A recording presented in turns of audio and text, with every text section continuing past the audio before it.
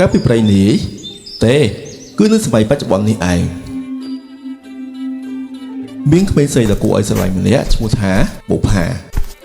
ថ្ងៃមួយក្នុងពេលដែលនាងកំពុងរង់ចាំម៉ាក់ប៉ានៅប្រាសាទអង្គរវត្តខ្យល់បានបក់មកយ៉ាងត្រជាក់ហើយនាងបានប្រទះឃើញសៀវភៅបុរាណពណ៌មាសមួយដោយសេចក្តីចង់ដឹងបុប្ផាបានបើកសៀវភៅនោះស្រាប់តែពលិដ៏អស្ចារ្យមួយបានកាត់ឡើងសៀវភៅនោះបាននាំនាងឆ្លងពេលវេលាទៅកាន់ដែនដីអង្គរដ៏រុងរឿងនៅទីនោះបុប្ផាមិនបានឯកាទេនាងបានជួបមិត្តភក្តិថ្មីគឺស្វាថ្មដ៏គួរឲ្យស្រឡាញ់ពួកគេទាំងពីរបានធ្វើដំណើររួមគ្នាទៅកាន់ប្រាសាទតាព្រំដែលមានដើមឈើធំៗដុះគ្របដណ្ដប់បុប្ផាបានរៀនមេរៀនមួយយ៉ាងសំខាន់ពីលោកតាដើមឈើថា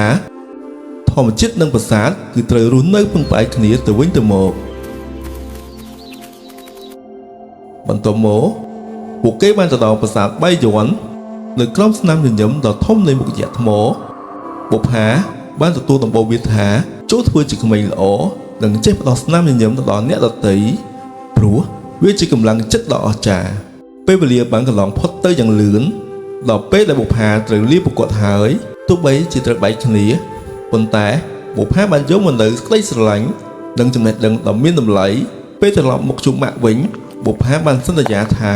នាងនឹងក្លាយជាក្មេងល្អនិងជួយថែរក្សាមរតកដ៏មានតម្លៃនេះឲ្យនៅគង់វង្សរឿងនេះបង្រៀនឲ្យយើងដឹងថាអង្គរវត្តមិនមែនជាត្រឹមតែជាថ្មទេតែគឺជាដួងព្រលឹងរបស់ពួកយើងទាំងអស់គ្នា